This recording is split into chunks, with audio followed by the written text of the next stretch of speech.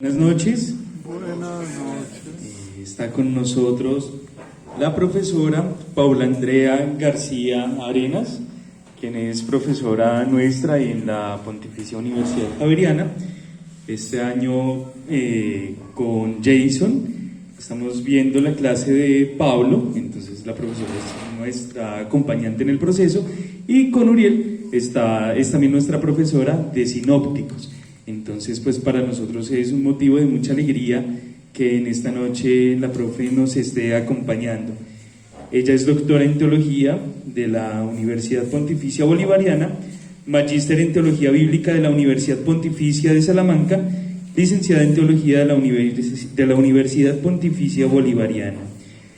Sus áreas de investigación y especialización son lecturas hermenéuticas contextuales latinoamericanas de la Biblia y teología. Entonces la recibimos con un fuerte aplauso. Y abrimos también, profe, pues este momento con la oración. Entonces les invito, queridos hermanos, a que antes de darle la palabra a la profe, pues nos podamos disponer para encomendar este momento a nuestro Señor. Y lo hacemos empezando con un canto. En el nombre del Padre, del Hijo y del Espíritu Santo. Amén.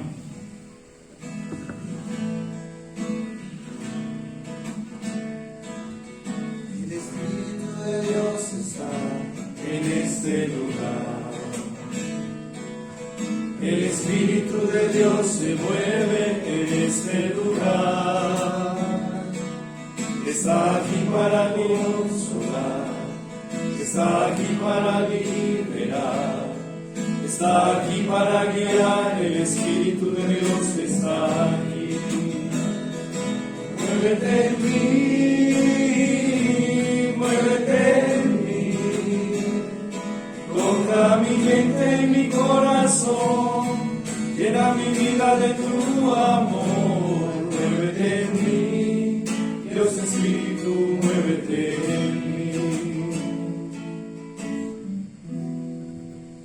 Espíritu Santo, ilumínanos y santifícanos. En el nombre del Padre, y del Hijo, y del Espíritu Santo. Amén. Profe, bienvenida y gracias por este momento, por ayudar así también en nuestro proceso formativo. Bueno, buenas noches para todos. ¿Cómo están? Muy bien. ¿Cómo llegan? ¿Bien? Empezando semana, más o menos. Bueno. Un poco, pues el contexto también de este espacio o del tema. Andrés me decía, bueno, algo de Lucas, efectivamente porque estamos en el ciclo de Lucas, pero me parece también que un tema que siento que ayuda mucho a esto, a lo que ustedes son, a la vida en comunidad, pues este es este texto que he escogido. Y segundo, porque de alguna manera la iglesia está en un momento propicio, digamos, hay una invitación concreta desde el Papa Francisco a la sinodalidad. Entonces, yo quise integrar como estas dos cosas, es la propuesta que tengo para este momento, este rato de reflexión, y lo he llamado discernimiento comunitario en clave sinodal. ¿Por qué?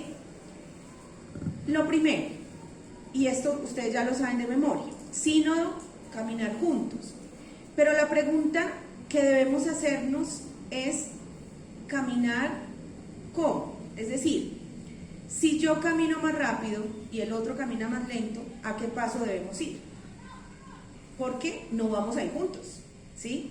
O si el otro está más cojito y yo soy más atlético, entonces alguien tiene que ceder, es decir, cómo hacer para esperar al que va atrás, pero el de atrás cómo esforzarse también para alcanzar al que va adelante.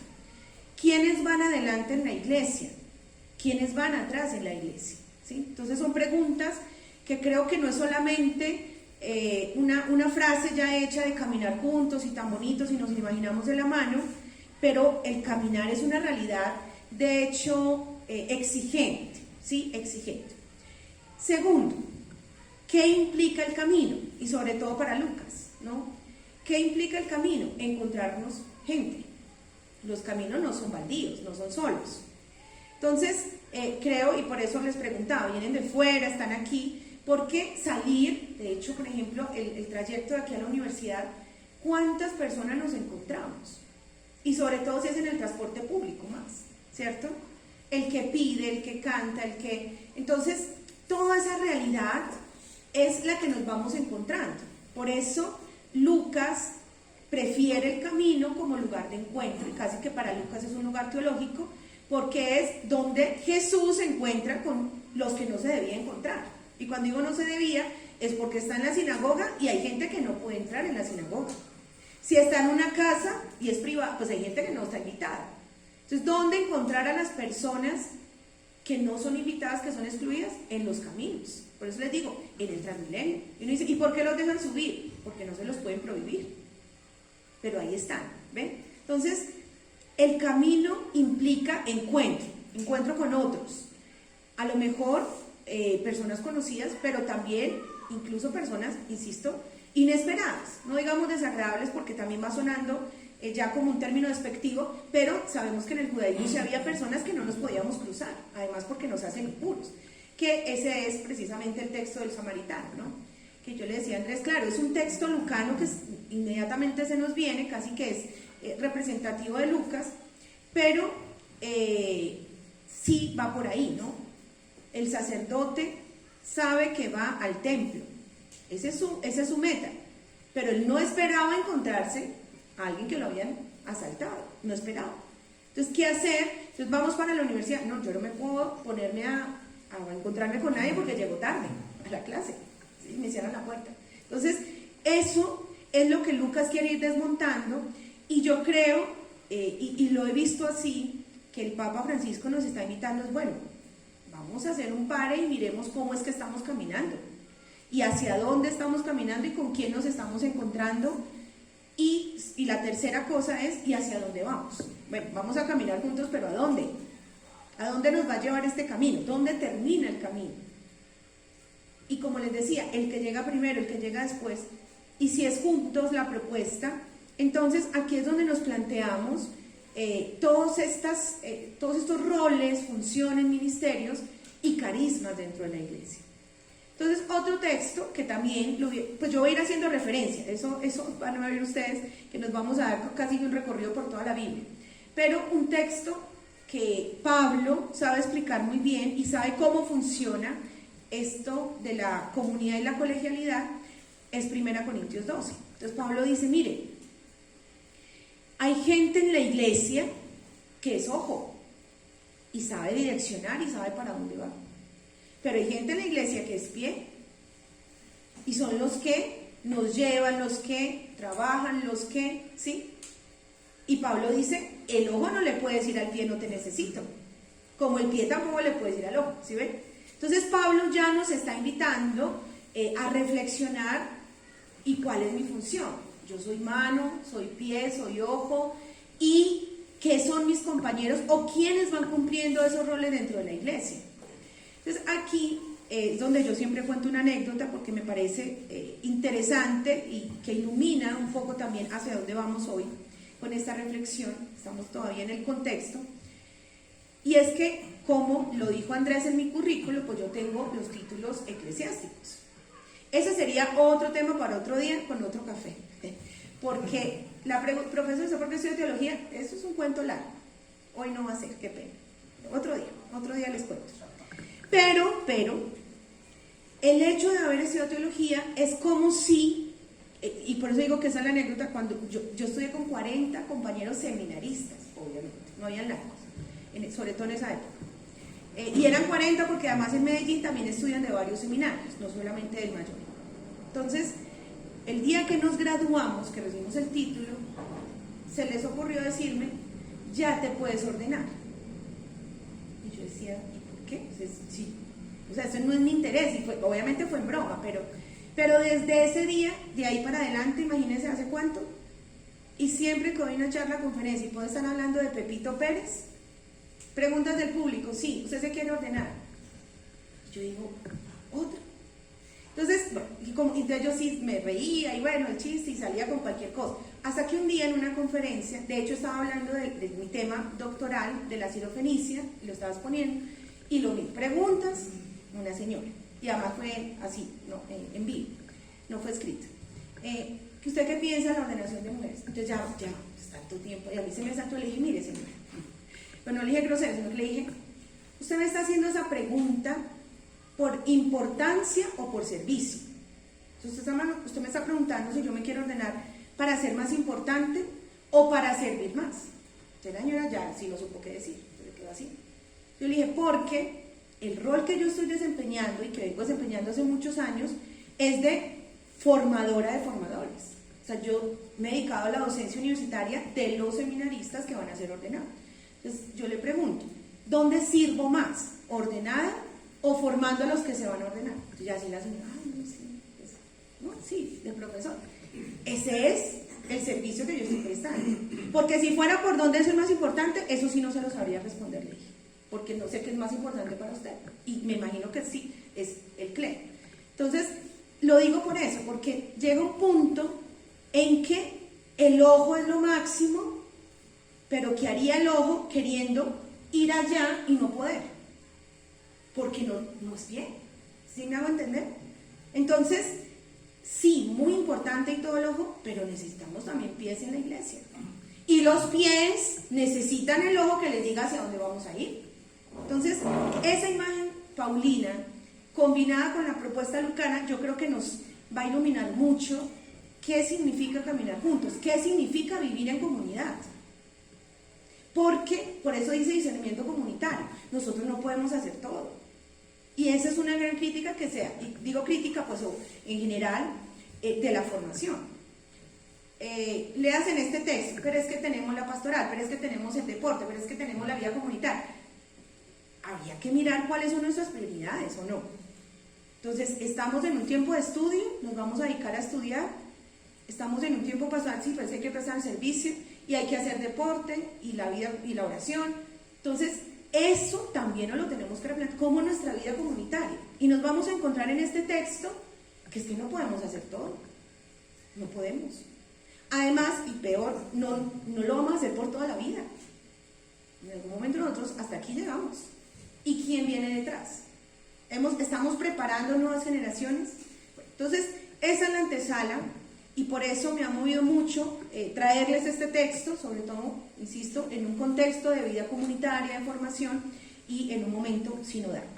Entonces, el texto es Hechos, no sé si lo dice ahí, Hechos 6, del 1 al 7. Como yo veo que ustedes muy juiciosos trajeron sus Biblias, lo vamos a leer. Ahí. Hechos 6, del 1 al 7. ¿Anterior? Sí, Hechos 6 del 1 al 7. El que lo tenga lo proclama. Y cada uno lo sigue desde su versión. Por aquellos días, al multiplicarse los discípulos, hubo quejas de los helenistas contra los hebreos, porque sus vidas eran desentendidas en la asistencia cotidiana. Desatendidas. Los 12 convocaron la asamblea de los discípulos y dijeron: ¿no parece bien que nosotros abandonemos la palabra de Dios por servir a las mesas? Por tanto, hermanos, buscad entre vosotros a 7 hombres de buena fama, llenos de espíritu y de sabiduría, y los pondremos al frente de este cargo, mientras que nosotros nos dedicaremos a la oración del ministerio de la palabra. Pareció bien la propuesta a toda la asamblea y escogieron a Esteban, hombre lleno de fe y de Espíritu Santo, a Felipe, a Prócoro, a Nicanor, a Timón, a Pármenas, a Nicolás, prosélito de Antioquía. Les presentaron a los apóstoles y, habiendo hecho oración, les impusieron las manos. La palabra de Dios iba creciendo, en Jerusalén se multiplicó considerablemente el número de los discípulos y multitud de sacerdotes iban acercando la fe. Muy bien. Miren este texto, tiene muchas cosas, ¿cierto? Y mucho de lo que dije ahorita. Lo primero, al multiplicarse el número, ¿de quién? ¿Qué se está multiplicando? Entonces Lucas da un parte de tranquilidad, y de hecho, no solo de tranquilidad, sino de éxito. O sea, éramos tanto, la iglesia fue creciendo tanto y tanto, que se desbordó. Entonces, al multiplicarse, de hecho esa es la excusa de Lucas, o ese es el pretexto o el contexto. Al multiplicarse el número de creyentes que se iban adhiriendo, ahora sí, segundo, hubo quejas. Pregunta, ¿las quejas son buenas o malas? Malas, porque si uno se quejas por algo, ¿no? Aunque es que nosotros nos quedamos por todo, pero usualmente cuando hay una queja es porque hay una inconformidad. ¿Y de quién es la queja? ¿A quién? De los helenistas a los hebreos. ¿Y quiénes son los hebreos? Aquí estamos viendo, o bueno, si lo leemos desde antes, son los 12, ¿sí? Los 12 como grupo institucionalizado por Jesús está al frente de la comunidad, además porque ellos son los que en el Evangelio recibieron esta misión, este envío. Vayan, hagan discípulos, ¿no? Prediquen, expulsen demonios, los curan. Ellos son los que tienen este mandato. Entonces, en el contexto lucano, como eran tantos y se iban multiplicando, no alcanzaron a abarcar todo. Entonces, ahí es donde entra el primer, como conflicto, podríamos decir. Lo que pasa es que nosotros como colombianos oímos conflicto y ya pensamos en algo violento. No, conflicto es un problema o una situación más bien que hay que resolver. Entonces, el conflicto es, mire, ya no damos abasto, o más bien, ustedes no dan abasto. Y justo Lucas escoge una figura que ya la ha escogido en otros textos, incluso el Evangelio, para hablar de la población más vulnerable. ¿Quiénes son las más vulnerables? Las viudas. ¿Por qué son las más vulnerables? Porque no se pueden valer por sí mismas. Porque si quedaron viudas ya no pueden volver a la casa paterna y tienen que esperar a ver si alguien se quiere casar con ella. Sobre todo a las más jóvenes. Ya cuando son muy mayores, pues no. Entonces, quedan a merced de la caridad de los demás, de la sociedad. Entonces, Lucas escoge justo la población más vulnerable. Entonces, no, ustedes no dan abasto y eso lo están sintiendo, las consecuencias las están sintiendo las viudas. Las viudas están siendo desatendidas porque ustedes no dan abasto. ¿Qué hacen los 12? ¿Se molestan? ¿Qué hacen? Entonces dicen, no, pues llamemos a la comunidad. Entonces, ese es el discernimiento. ¿Qué hacemos? ¿Qué hacemos cuando se presenta un conflicto? ¿Qué hacemos cuando se presenta una problemática, una situación a resolver? Lo más fácil es enojarse, no, pues ustedes verán. No. ¿Qué vamos a hacer? ¿Qué es la respuesta de Jesús en Juan? Que es bien interesante, que nuestras Biblias no traducen por alguna razón. Cuando la madre de Jesús le dice en las bodas de Caná, no tienen vino. Es una problemática, se acabó. Y la respuesta de Jesús, que no la traduce en nuestras Biblias, no sé por qué, pues habría que preguntarle a los traductores, es, ¿y qué hacemos tú y yo? Eso está en el griego. Los que saben griego van y leen el griego y dicen, tú, mu, ¿qué? ¿Qué hacemos? Además porque cuando no hay verbo es hacer. Entonces, ¿y qué hacemos? ¿Y qué hacemos? Entonces, nos vamos a ocupar. ¿Cuál es el antecedente de este texto? Miren, Hechos 1 es toda la transición entre Evangelio y el segundo volumen, que son los Hechos. Capítulo 2, Pentecostés. ¿Sí? Entonces, cómo viene el Espíritu Santo, cómo ellos salen de ese encierro, de ese temor. Capítulo 3 y capítulo 4, toda la acción de Juan y de Pedro. De hecho, hay algunos discursos, algunos milagros. Y el capítulo 5 de Hechos es también como una especie de transición entre este protagonismo de los 12 y miren el capítulo 6. Entonces, ya desde el 4:35, después del punto seguido, Lucas cuenta cómo las ganancias de las ventas de las propiedades a los pies, puestas a los pies de los apóstoles eran distribuidas a cada cual según su necesidad. Entonces, Lucas ya nos está mostrando una armonía, un ideal de comunidad, y era que como venimos del judaísmo, del mundo gentil, veníamos de distintas procedencias y también estratos sociales. Entonces vamos a dejar todos los bienes, los que tienen poquito, los que tienen mucho, y con eso vamos a suplir las necesidades de todos. ¿Qué es lo que hacemos acá, no? O lo que ustedes hacen acá. Ustedes vienen de familias distintas, pero acá todos son igual, comen lo mismo, hacen lo mismo, pero antes no. En sus casas me imagino que comían otra cosa, ¿sí? Entonces, miren lo interesante, cuando uno deja, para formar comunidad está dejando una procedencia, los nuevos cristianos dejaron sus anteriores vidas para unirse. Entonces, y el ideal era que a nadie le faltara nada. Pero al parecer esta distribución no siempre era hecha como debería hacerse. Pues los helenistas comenzaron a criticar o a poner la queja a los hebreos porque el suministro diario de comida de sus viudas quedaban desatendidas. Entonces, sí, muy interesante tu ideal, pero tuvo una falla, y es que estas, como les digo, personas más desprovistas, pues están quedando sin nada. Entonces, ¿qué pasa con esa armonía? Ojo, Lucas lo atribuye a que eran muchos, se están multiplicando, o sea, ellos no tienen la culpa, no fue con mala intención. Entonces, ¿qué va a pasar? Para corregir este problema, esta situación, para enfrentarlo, los 12 no tuvieron reparo alguno. Por eso digo, esta es una actitud de resaltar. Este es el discernimiento. Ellos no tuvieron reparo. Ellos no ni se molestaron, ni se opusieron, ni lo hicieron en privado.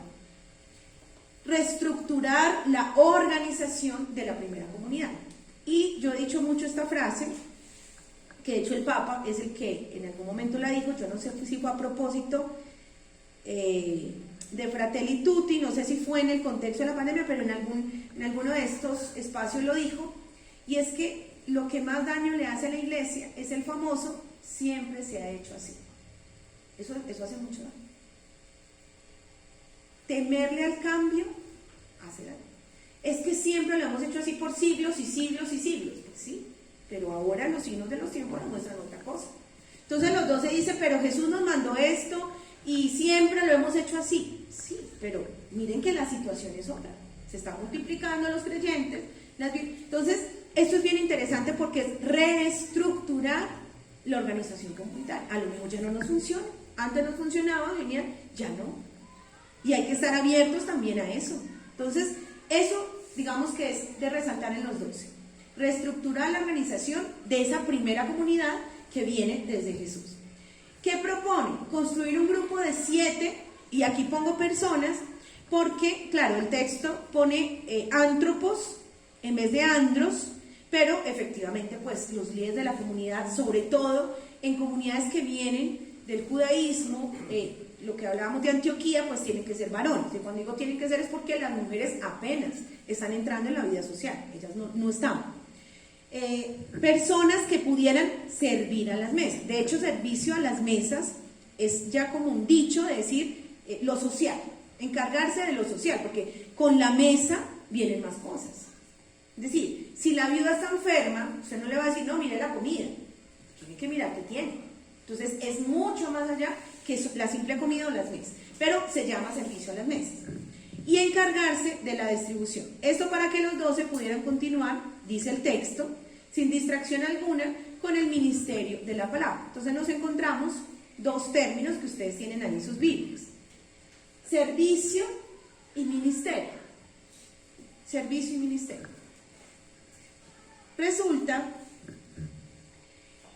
bueno, eso fue en 4. Ya en el 5, en el capítulo 5, 5:12 al 16 de Hechos, se describía a los cristianos de Jerusalén como una comunidad solidaria, y ahora se muestra cómo cuidan de sus viudas.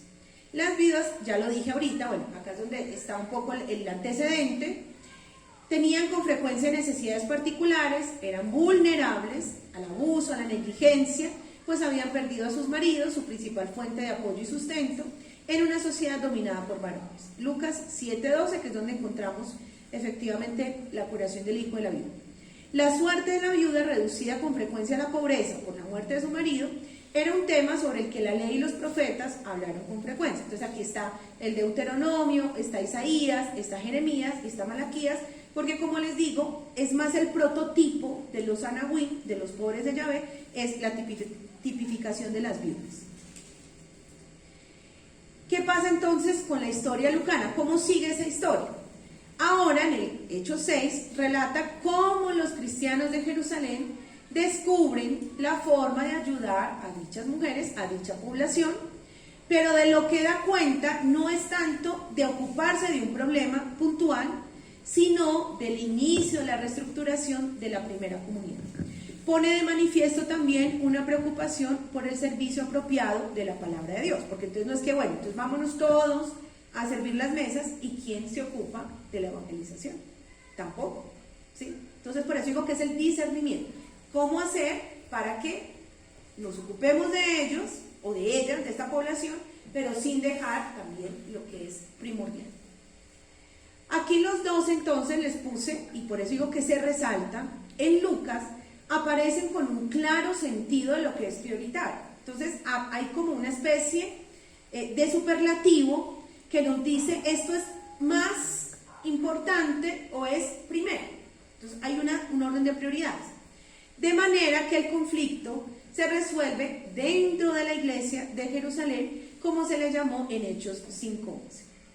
El episodio termina con la propagación de la palabra de Dios por todo Israel, y aun cuando las autoridades religiosas habían reaccionado contra el movimiento cristiano, el número de discípulos, que así empieza Hechos 6:1, aumentaba en Jerusalén. ¿Y cómo termina el versículo 7? Hasta los sacerdotes, porque está hablando de los sacerdotes que ya estaban instaurados, de los presbíteros, los ancianos, también se iban incorporando. Entonces miren que es como parte, como les digo, de éxito, de tranquilidad, de que la iglesia cada vez más va creciendo. O sea que no puede ser ocuparse de un problema puntual porque va a seguir pasando. Si ellos se ocuparan de estas viudas, va a pasar después porque la iglesia y los creyentes van a ir aumentando. O sea que tiene que ser una solución también radical y de estructura. Con el tiempo, como les dije ahorita, no vamos a durar para siempre. Con el tiempo, cuando los dos se dejan de existir realmente, el uso de este título, junto con el de apóstoles, desaparece. O sea, ya nadie más vuelve a ser los 12 y tampoco apóstoles enviados. Discípulos sí, pero apóstoles no. Lo que finalmente se desarrolló en la iglesia cristiana a partir de los 7 es una nueva clase de ministros comisionados por los 12 con oración e imposición de manos y subordinados a ellos. Entonces, ¿cómo lo llamamos usualmente? Yo no sé cómo titulan sus Biblias, pero casi siempre es los diáconos, ¿sí? La institución de los diáconos, se les conoce como los diáconos. Y sobre todo, los padres de la iglesia, como Ignacio de Antioquía, es el que los va a empezar a llamar los diáconos. Entonces, aquí viene el problema, o aquí viene el problema que yo creo que hay. Resulta, pero eso sí, digamos, cuando digo problema es maña de lista, pues, que es que el término diaconía, de hecho es un verbo. ¿Qué significa diaconía? Servicio o el verbo servir. Aquí es donde va el problema. Entonces yo digo, bueno, en la iglesia, en las pastorales, Tito y Timoteo, efectivamente vemos unos candidatos a un ministerio ordenado. Finales del siglo I, casi que inicios del siglo II. Y es como si, claro, y reciben el nombre de servidores, de diáconos. Entonces trasladamos ese término de allá a cualquier vez que aparezca servicio. Entonces pregunto, vámonos a la suegra de Pedro, que es el de los primeros relatos que aparecen en Marcos. De hecho está en 1:21. ¿Qué hace la suegra de Pedro inmediatamente cuando es curada? ¿Y a servir qué? El almuerzo, la mesa. ¿Ve? Entonces, ¿ella es diaconisa o no es diaconisa? Ve que nos da como miedo decir, porque, o sea, no es diaconisa ordenada, con la estola cruzada, no.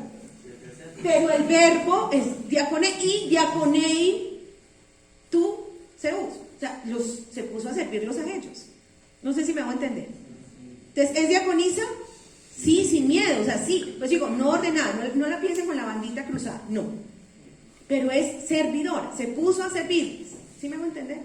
Y así sucesivamente, cada que alguien le sirva, es diácono o diaconisa. Entonces, ese es un problema primero. diaconía es, o se traduce en las Biblias, sobre todo en la de Jerusalén, no sé por qué, pero digo, no tengo ningún problema con la Biblia, pero le han puesto ministerio. Entonces, vamos al texto.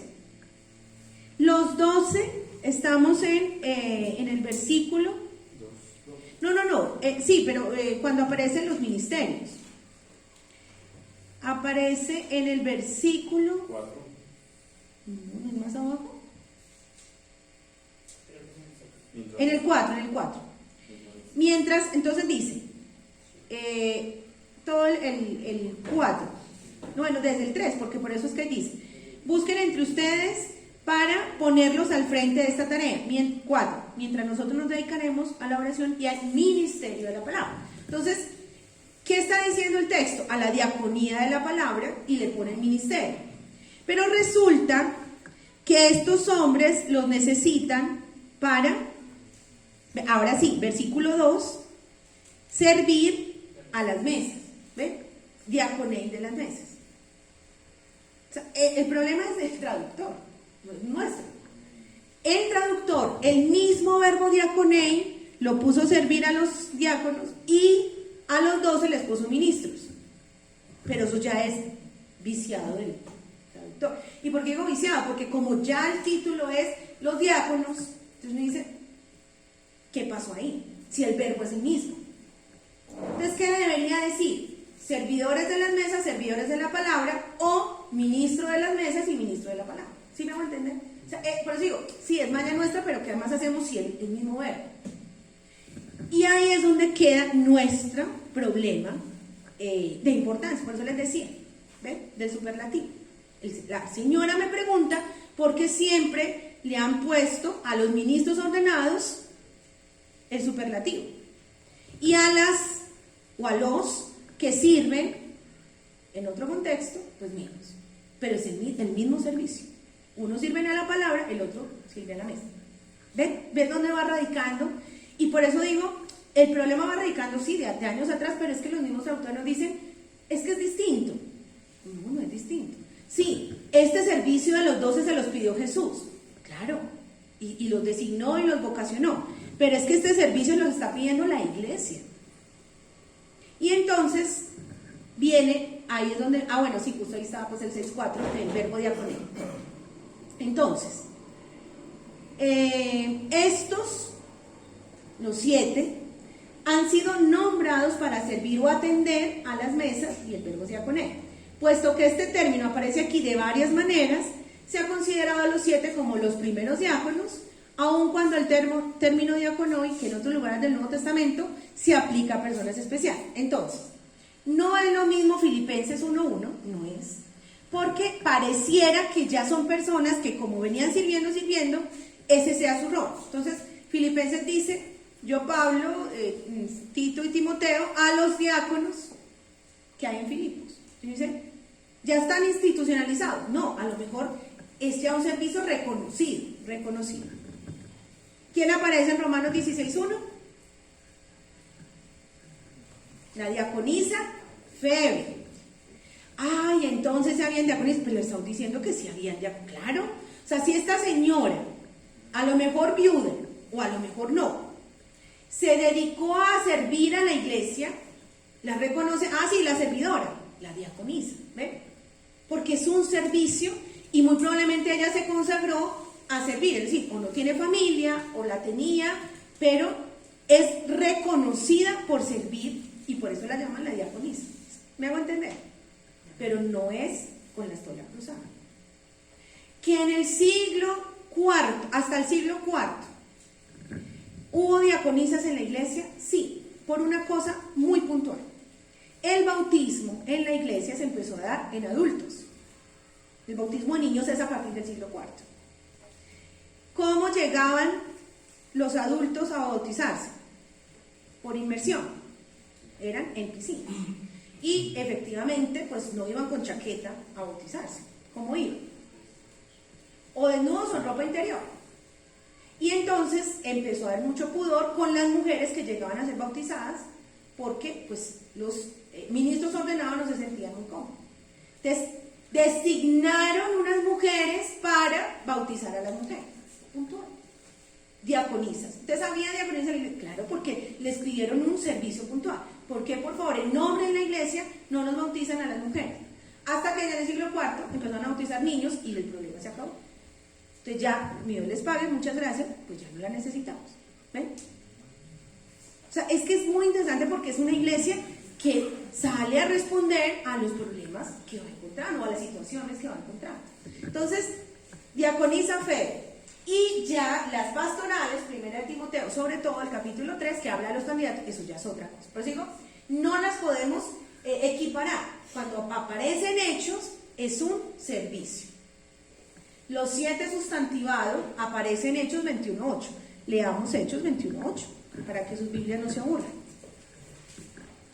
Hechos 21.8.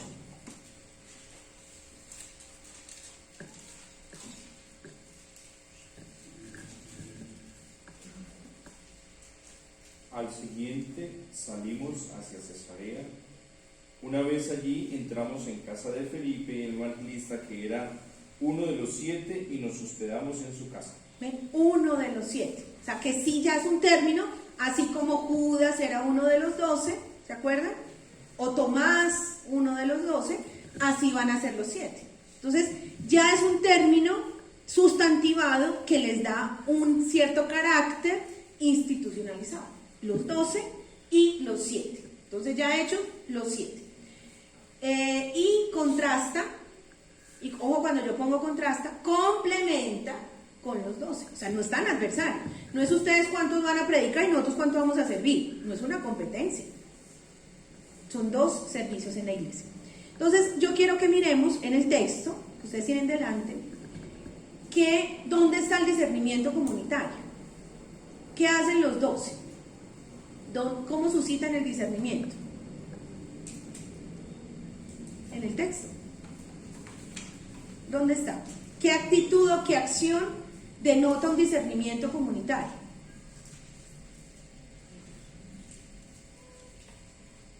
El escoger, ¿no?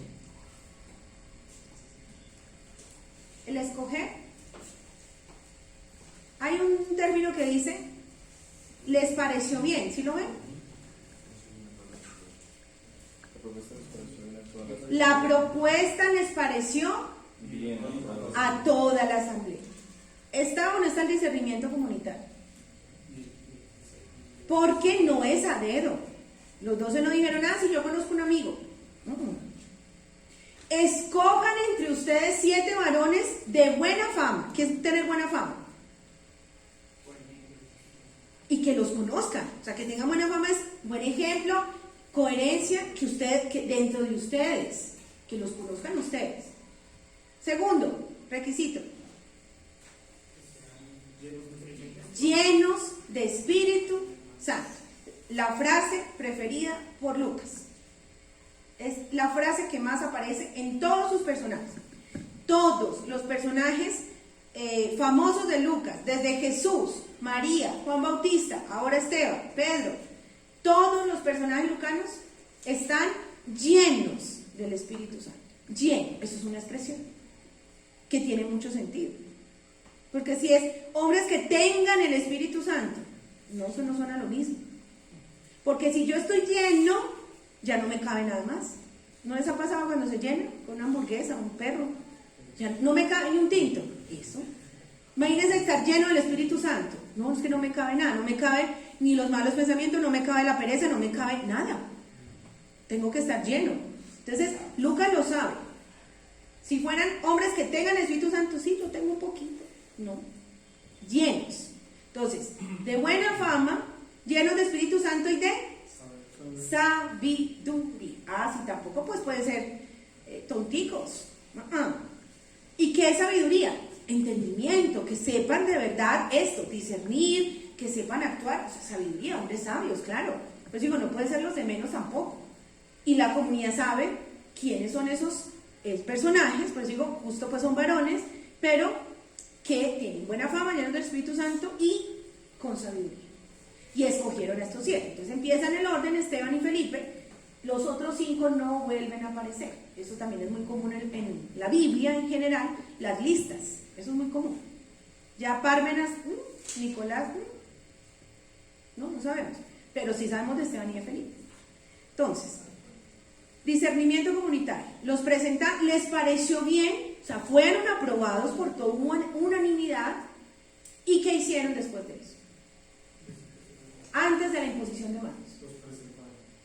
Y después. Luego de hacer oración. Esto es precioso. Luego de hacer oración. Es que esto no somos nosotros. Esto es el Espíritu Santo. Esto es con Jesús resucitado, con el Padre. Hicieron oración. La oración es lo que anima la vida comunitaria. Si ustedes van a tomar cualquier decisión solos, no les auguro muchas cosas buenas. Pero si lo hacen después de oración, ahí sí. Hicieron oración, no dice cuánto tiempo, pero hicieron oración. Y ahora sí, les impusieron las manos. ¿Qué implica el imponer las manos? ¿Quién sabe? Porque recuerden que no estamos ordenando. Eso es en las cartas pastorales. ¿Qué implica la imposición de manos en el contexto de Hechos? Pues no en las pastorales. ¿Qué? ¿Y qué más? Traducido. La misma capacidad de servir en esa misma dimensión. La misión. La misión. Bueno, y ahora sí otra pregunta. No puedo poner aquí puntos porque no hay planillas. Pero, ¿hacia ustedes? ¿Quién sabe dónde aparece la primera imposición de manos en la Biblia?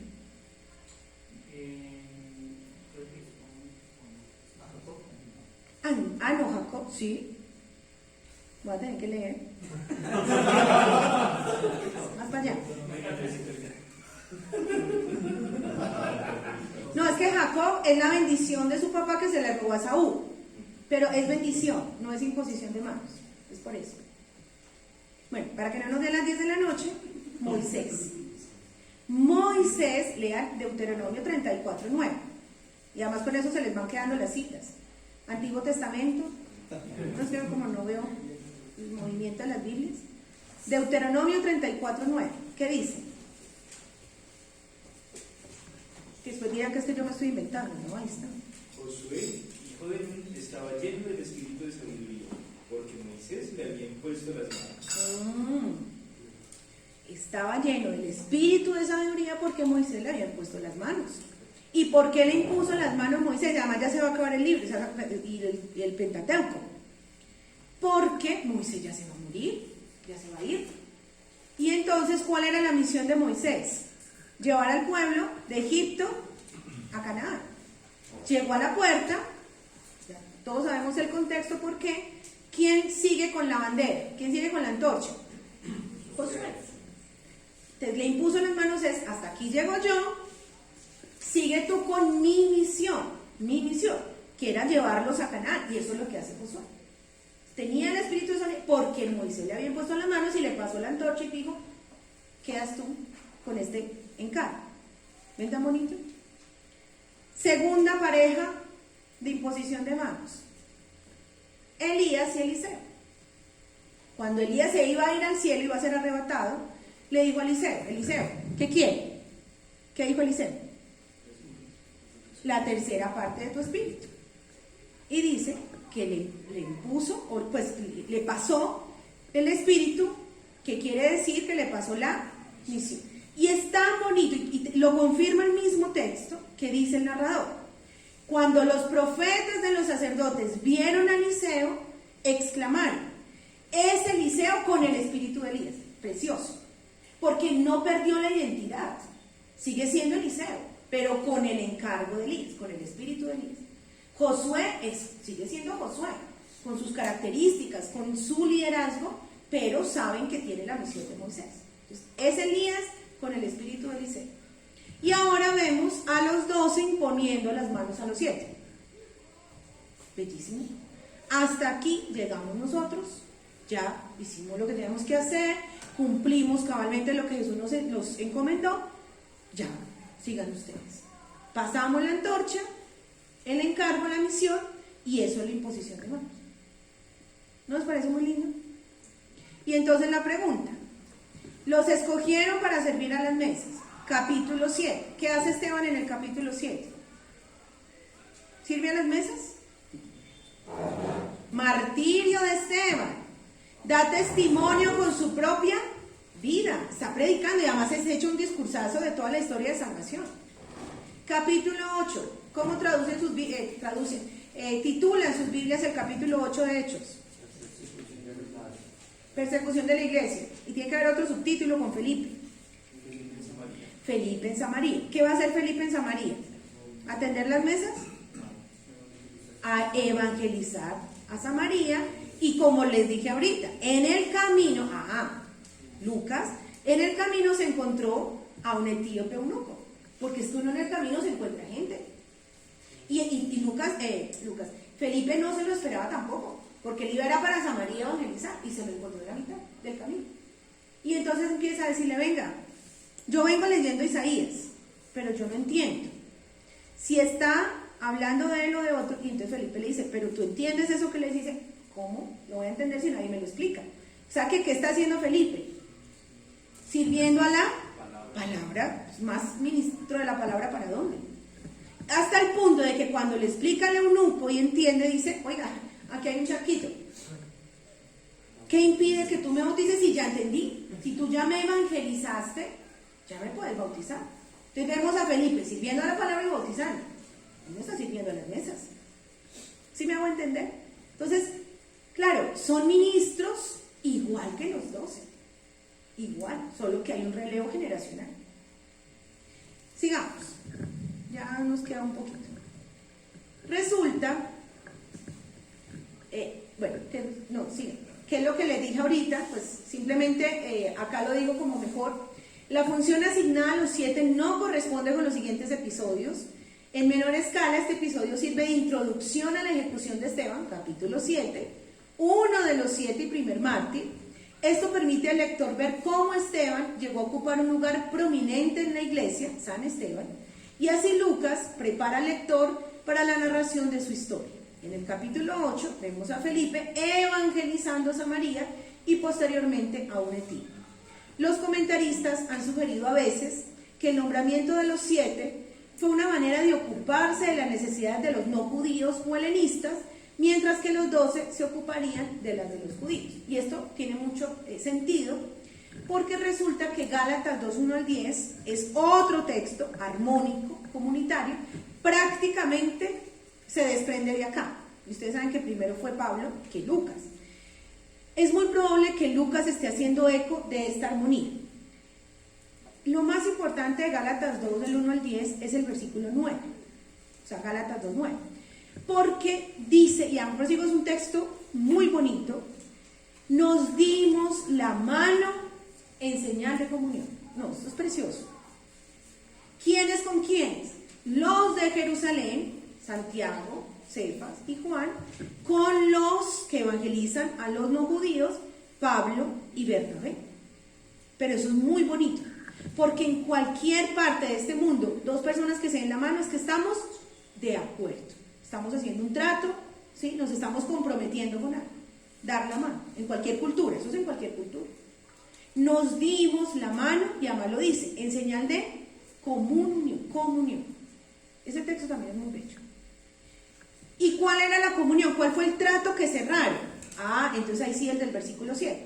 Que Pedro va a los circuncisos, mientras Pablo se dedica a los incircuncisos o los no judíos. Entonces, por eso los comentaristas dicen, esto parece lo mismo.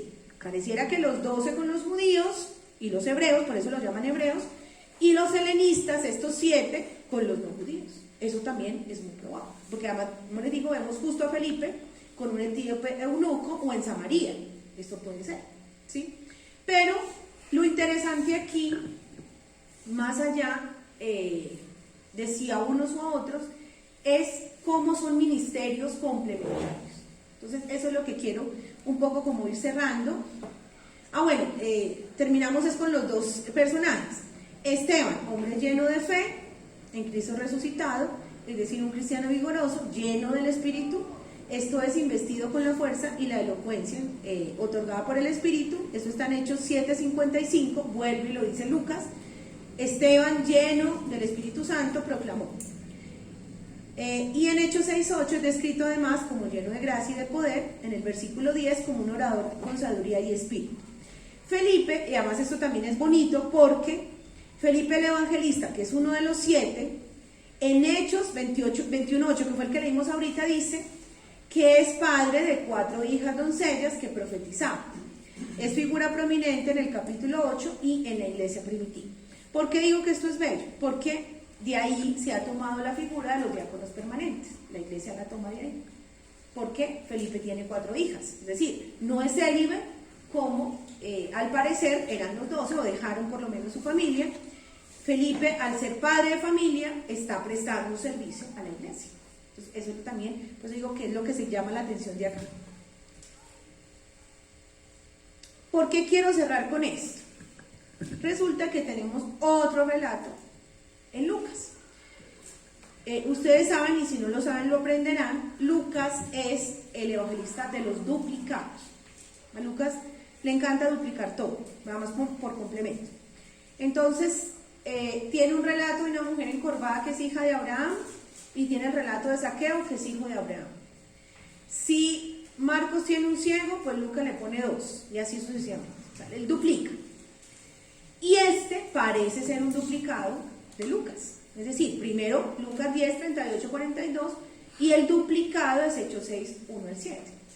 ¿Qué pasa con Hechos 10, 38, 42? ¿Quién nos lo lee, por favor?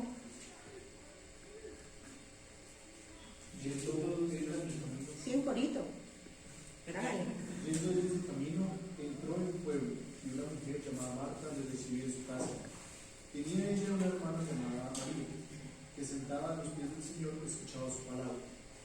Mientras Marta estaba atareada en muchos quehaceres, al fin se paró y dijo: Señor, ¿no te importa que mi hermana me deje sola en el trabajo?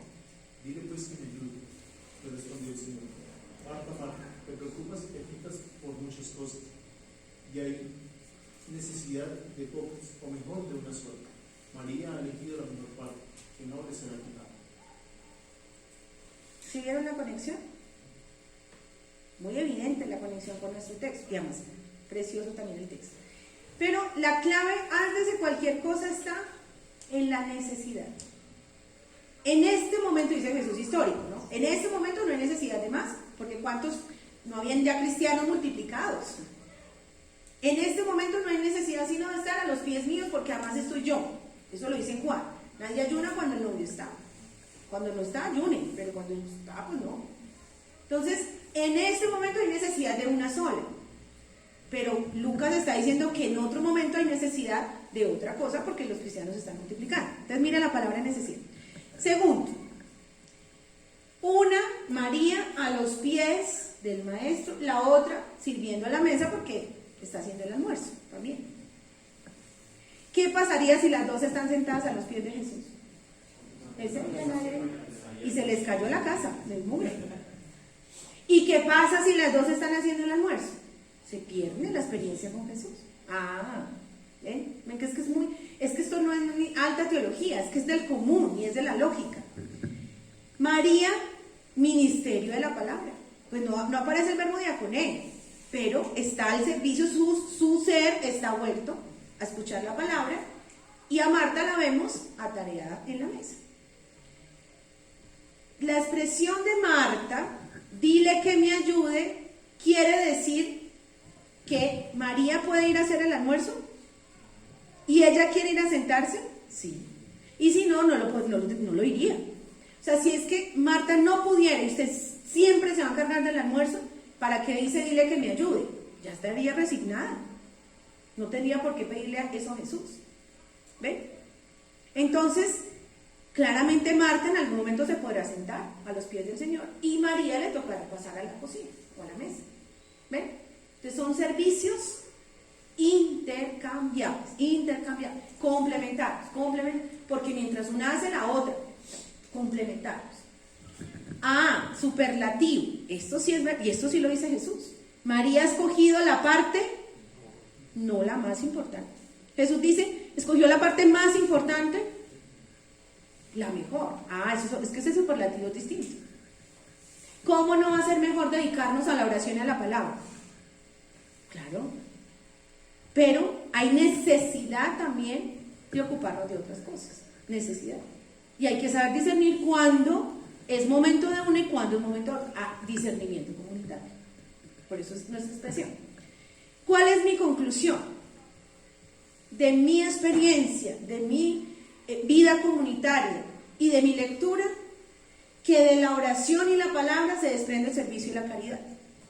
Porque si usted hace servicio y caridad sin la palabra, ¿cómo se llama eso? ONG, filantropía, no pagar impuestos. ¿Ustedes creen que todas esas fundaciones, no es porque hay que pesar los niños, es porque no pagamos impuestos, entonces hagamos fundaciones? Así funciona. Gracias a Dios también, bueno, tenemos fundaciones, pero no son movidas por la palabra, no son movidas por la vocación de servicio. Entonces, ¿vemos mucho de eso? Sí, mucho. Pero tampoco podemos estar orando y orando y leyendo la palabra y quedarnos ahí, porque entonces no hemos entendido. Lo primero que hace Jesús, vete y haz tú lo mismo. Ve y le cuentas a todos, ve y predica. Entonces, si uno lee la palabra, le dan ganas de salir y buscar al otro. Y yo me quiero encontrar un samaritano, y yo quiero ser como ese, porque eso es lo que mueve la palabra. Entonces, de la oración, de tanto leer y escuchar la palabra, y de tanto orar, me tiene que llevar al encuentro con el otro, y el otro necesitado. Pero tampoco puedo irme desbocado a servir al otro si no lo mueve la palabra. Entonces María ha escogido la mejor, la primera. Todos tenemos que pasar por la primera. Los 7 pasaron por la primera, claro, lo acabaron de decir. Están llenos de espíritu, de sabiduría, hicieron oración, claro que pasaron por la primera, para poder pasar por la segunda, o hacer la segunda. ¿Ven? Entonces, ¿de qué trata la reflexión? ¿Qué somos nosotros? Somos, o en este momento, no, ¿qué somos? ¿Qué estamos haciendo? ¿Cuál es nuestro rol, nuestra función en este momento de mi historia con la iglesia? Me han pedido el ministerio de la palabra cuando tengo o debo o me han pedido un servicio a las mesas. Por eso les digo, de lunes a viernes la palabra y entonces el fin de semana las mesas. Puede ser, sí, la pastoral. Pero es prioridad. Y segundo, es formación comunitaria. Ustedes en algún momento van a ser párrocos, si Dios quiere, la Virgen Santísima, ¿cierto? Y ustedes no van a poder con todo, ni lo deben hacer tampoco. Entonces, ¿qué hacen ustedes? Escojan de dentro de la comunidad personas con buena fama, llenas de espíritu, de sabiduría, y encárguenles el servicio y complementenlo. Yo les doy catequesis, yo les doy charlas bíblicas y ustedes háganme el favor y me van. ¿Sí? ¿Sí ven cómo funciona la comunidad? Entonces, el párroco no va a poder nunca ir a atender las mesas, claro. Y los laicos pueden estudiar la palabra, claro. ¿Sí me hago entender? Entonces, esto me parece que como vida comunitaria, discernimiento, hagamos oración. Cuando se nos presenta un problema, ¿cómo lo vamos a solucionar? Entre nosotros y de dentro de nosotros, ¿sí? Y segundo, en este ejemplo de Marta y María, a lo mejor estamos en un momento propicio de estar en la palabra, hasta que se ordene. Y la formación y el estudio es el momento de María. Ustedes están en la mejor parte. Disfruten la palabra, la oración. Que después, cuando sean párrocos de verdad, les va a coger el atareamiento de Marta y ya no van a poder, van a querer, ay, cuando estábamos en el seminario. Pues ya no, ya les están pidiendo otro servicio. Entonces también es saber discernir en qué momento estamos, qué se nos está pidiendo, qué servicio, qué diaconía y qué ministerio estamos ofreciendo, como les digo, a la iglesia. Entonces, los que me quieren ordenar, pues les digo, pues no, yo estoy prestando otro servicio y estoy muy feliz en mi servicio. Cuando yo sienta que aquí ya no sirvo más, pues a lo mejor tendré que buscar otro servicio, ¿cierto? Entonces, ¿dónde podemos servir? ¿Hasta dónde llegamos? Nos toca hacer relevo generacional, claro, también, por eso también la formación, ¿no? Pidámosle a María. María en Lucas, curiosamente en Lucas, dice que guardaba y meditaba todo en su corazón. Eso es discernimiento. No es lo primero que se nos venga. No es tomar decisiones a la ligera. Meditar y guardar en el corazón. Ustedes saben que en el mundo bíblico el corazón es todo, el ser, ¿no? Y donde está también la razón. Pidámosle a nuestra Madre María que nos ayude con el don de discernimiento, leer los signos de los tiempos, meditar, guardar para que nadie se nos lo lleve, como la parábola del sembrador, que no venga nada de fuera y nos quite esta llama que el mismo Lucas nos dice con Emaús, ¿no? El arder el corazón cada vez que escudriñamos la palabra, y que de verdad podamos vivir en comunidad y hacer comunidad.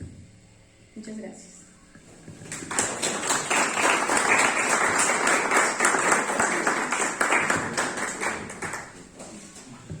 Gracias, profe, por ayudar así también en nuestra formación, tocando nuestras 4 dimensiones formativas y pues esta invitación al discernimiento personal y comunitario, buscando dónde y cómo poder servir más y mejor al Señor, procurando su mayor honor y gloria. Ahora quiero darles la palabra a los hermanos, si hay algunas preguntas, si hay algunas opiniones, comentarios que quisieran aportar en este momento. Entonces, pues por favor levanten la mano y les doy la palabra.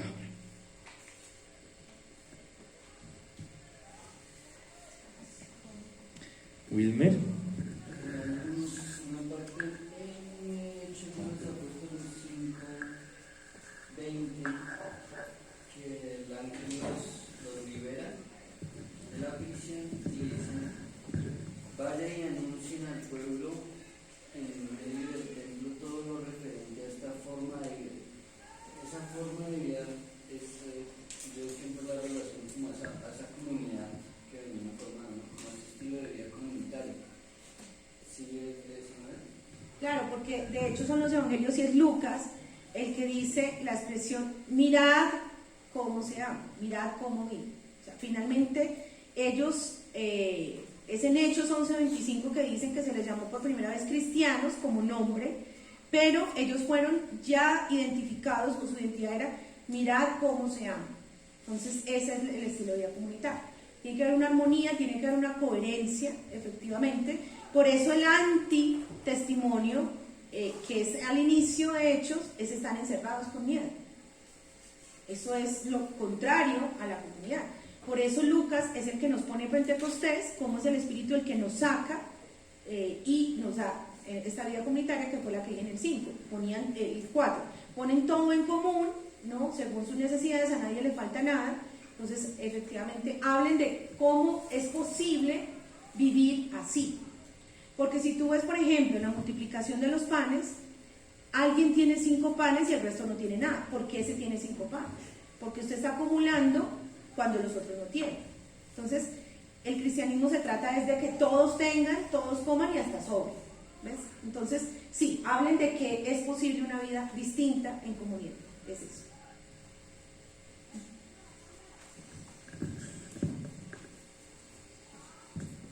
¿Otro hermano? A mí me parece interesante porque de pronto hubiera podido decir otra cosa, ¿no? Como lleven la palabra, pero les dice vayan en la forma de vida que ustedes están viviendo. Es que es testimonial. Es interesante porque, por ejemplo, cuando nosotros tenemos una misión, acabamos de venir de una misión, ¿qué es lo que tenemos que hacer? Tenemos que ir a hablar de una palabra o de la forma en que nosotros estamos viviendo, porque llevamos 3, algunos 4, algunos 6 años viviendo. Entonces, ¿qué decimos? ¿De qué damos testimonio? ¿De lo que sabemos o de lo que vivimos cada día? Pero mira, lo que pasa es que, bueno, esto es de Marcos, sí lo trae Mateo y Lucas y lo copian, pero es de Marcos. La instrucción del primer envío, ¿te acuerdas? No lleven pan, ni alforja, ni calderilla, solo un bastón y calzados los pies, y no lleven 2 túnicas. Eso es. Entonces, como tú dices, claro, pues de qué vamos a hablar, si tiene que haber alguna reflexión, pero imagínate tú diciendo, no sé, la alegría del evangelio y tú bien aburrido, por decirlo. Entonces, es que finalmente es, vayan y hablen de cómo bien no es hablar, sino que se refleje ustedes cómo viven. Entonces, el no llevar pan, por ejemplo, quiere decir que me voy a tener a lo que ellos me den, voy a hacer comunidad con ellos, voy a comer con ellos. Por eso siempre he dicho, ¿cómo llegarías tú a misión? ¿Cómo se vería tú llegar con enlatados? ¿Cómo se ve eso? Yo no quiero hacer comunidad con ustedes y yo no quiero comer de lo que ustedes me den ni de la gallina vieja que me van a matar. Yo traigo mi propia comida. No, Eso es anti-testimonio, ¿ves? Entonces, no llevar pan, no llevar la calderilla es tampoco la seguridad, la plata, o sea, entonces si yo me aburro me voy, ¿sí? O sea, eso es el testimonio, yo voy allá a hacer comunidad con ellos. Entonces, no es tanto hablar, lo que pasa es que es más el verbo el que te despista, no es hablen y vayan y cuenten, no, que vean ustedes cómo viven, que llegaron acá desprovistos para hacer comunidad. Si llevas 2 túnicas, quiere decir que te vas a quedar amaneciendo. No. Que la gente sepa que vienes, es eso, a prestar un servicio, y por eso dice, si lo reciben bien y si no, se van. Entonces, están ligados a eso. Hablar no es hablar en sí, sino mostrar o evidencia cómo vive. Pero es eso.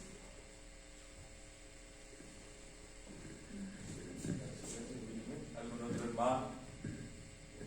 Desearíamos siempre que los fieles que vienen a misa salgan y hagan acciones a palabra. Se nota dentro de todo esto que surge es del mismo ejemplo que ellos viven, ¿no? Pero hoy, entre todas estas circunstancias actuales, hablando de sinodalidad para que otros vayan y salgan y hagan más caminos y contagien a otros, ¿cómo ayudar a sembrar eso en una realidad presente como la actual? Sí, esa pregunta se me junta con otras que me han hecho en otros contextos. Y bueno, sí, tengo que decirlo. Nosotros tenemos 2 modelos eclesiales, 2 grandes modelos eclesiales. El de Lucas, efectivamente, desde Hechos, y el de Pablo. Son 2 modelos distintos. El de Lucas es ese que acabamos de leer. Se multiplicaba el número. Pablo predica y se convirtieron más de 500, y Pedro predica y miles o 500 más. Entonces, ese es un modelo que a nosotros, digamos hasta ahora, o es el que hemos tomado, digamos desde la Iglesia Católica, los templos llenos, ¿sí? Las grandes predicaciones, pareciera que es de masas, porque el de Lucas es de masas, pero es su visión eclesial. Cuando leemos la propuesta paulina, que infortunadamente es la menos leída, ¿qué dice Pablo? Yo les prediqué y se convirtieron los de Cloé. ¿Qué significa los de Cloé? La familia, su familia. El jefe de la sinagoga, Cristo, se bautizó él y toda su familia. ¿Cuántos hijos puede tener? 8, 9, ¿sí? O sea, su familia. Entonces, lo que nos está diciendo Pablo es que su modelo es por comunidades, que es lo que de hecho estamos viendo con las comunidades paulinas. Entonces, ¿cuántos caben en la casa de Lidia? ¿Cuántos caben en una casa? Y sobre todo casas en la antigüedad. Si era muy grande, hasta 30. Que era lo que en la sinagoga caben 12, por ejemplo, 12 o 15.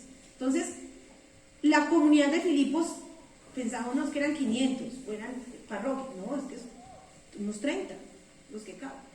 Los de Colosas, en la casa de Filemón, ¿ves? Entonces son casas, son comunidades domésticas. Entonces, hay este modelo de pequeñas comunidades que de hecho la iglesia llama comunidades eclesiales de base, empezando por ahí.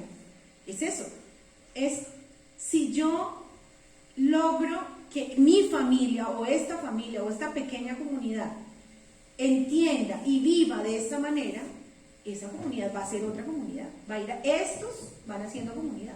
No tiene que ser desde arriba, no tiene que ser en las parroquias, porque es que yo siempre lo he dicho, la Eucaristía o la misa o la liturgia ya tiene su propia expresión y su propia intencionalidad, y queremos que es que de la misa salgan todos convertidos. No, o sea, sí, la liturgia hace pero tiene que haber otros espacios necesariamente, tiene que haber lectura de la palabra, grupos bíblicos, catequesis familiar. Entonces, sí, de la catequesis familiar, de unos 20 o 30, no salen así, yo ya sí te diría, ojo, porque es que tienes tiempo de reflexionar, va a ser periódico, sistemático, lo que no es en una homilía, ¿ves? Entonces, a lo mejor no es función en sí de la liturgia dominical, que es donde tenemos acceso a todos, pero a lo mejor esto no es de masas. Entonces, los que quieren venir a la catequesis familiar de los sábados, de los viernes, no sé cuándo, o al grupo bíblico, es porque quieren ser evangelizadores. Y tú los vas a formar y les vas a contagiar para que otros también estén. Entonces, por eso digo, es cambiar el modelo. Entonces, no es los 200, 300 que iban a la misa, a lo mejor estos 20 que se me quedaron en el grupo. Esos son los evangelizadores que me van a ayudar a evangelizar a otros y a sus familias. Porque empiezas por la familia, ¿no? Entonces, ¿qué es el modelo digamos así, curiosamente del mundo pentecostal. Porque ellos sí tienen tanto, y cuando digo sí tienen es porque cada vez más, porque van es a la familia. Entonces, este era un borracho y ya no. Eso es el testimonio. Entonces no necesitamos ser todos borrachos, pero usted salió a la misa ¿cómo? Si su hijo, o su familiar, o su hermano, me dijo, ay, yo quiero ser como mi mamá todos los días, viene los domingos feliz, eso tiene que antojar. O sea, sí hay una cierta responsabilidad cristiana ahí, en la liturgia, pero siento que puede ser más de pequeñas comunidades, que entre otras cosas también es un modelo de los catecúmenos.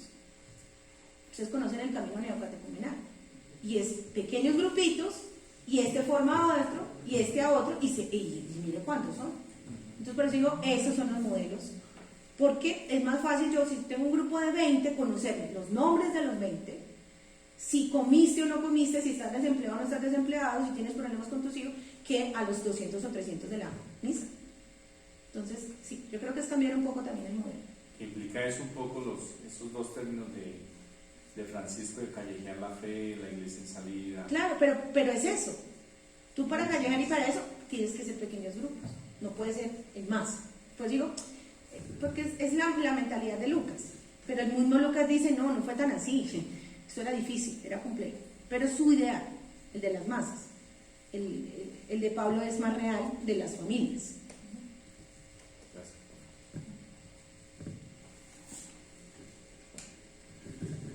Entonces, pues nuevamente te agradecemos, profe, por compartir este momento que nos pone también muchos retos para nuestra formación, para nuestro discernimiento comunitario, para nuestra vida espiritual, intelectual, para el mismo quehacer pastoral. Entonces, nuevamente te agradecemos con un fuerte aplauso.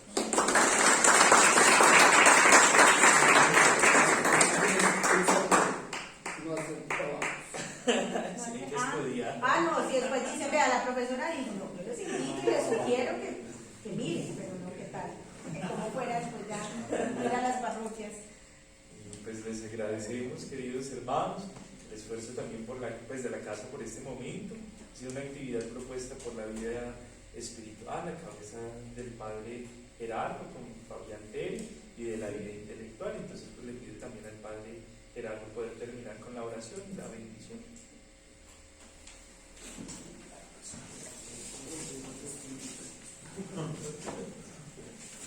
La profesora decía ahorita algo tan importante, ¿no? Llenos del Espíritu Santo, ¿no? Y eso es lo que le pidamos al buen Dios, que nos llene el Espíritu Santo a todos para trabajar y sobre todo servir, como ya nos invitaba ahorita, como iglesia, ¿no? Todos. Por eso que el buen Dios, en estos espacios que nos regala, la sabiduría pues que la profesora nos transmite, su experiencia, su testimonio, nosotros también podamos recibir y aplicar en nuestra formación y, si Dios lo permite, en un futuro ministerio. Padre nuestro que estás en el cielo, santificado sea tu nombre. Venga a nosotros tu reino, hágase tu voluntad en la tierra como en el cielo. Danos hoy nuestro pan de cada día, perdona nuestras ofensas, como también nosotros perdonamos a los que nos ofenden. No nos dejes caer en la tentación y líbranos del mal. Y también, como nos proponía ahora de María, ¿no? El discernimiento, que la Santísima Virgen María nos ayude también a ser solícitos muy diligentes, siempre pidiéndole al Espíritu Santo mucho discernimiento ahora y siempre en nuestras decisiones, pero sobre todo en ese servicio como hermanos, como iglesia. Dios te salve María, Llena eres de gracia, el Señor es contigo. bendita tú eres entre todas las mujeres y bendito es el fruto de tu vientre Jesús. Santa María, Madre de Dios, ruega por nosotros los pecadores, ahora y en la hora de nuestra muerte. Amén. Espíritu Santo, Ilumínanos y santifica. en el nombre del Padre y del Hijo. Muchas gracias. Nos tomamos entonces la fotico de recordatorio.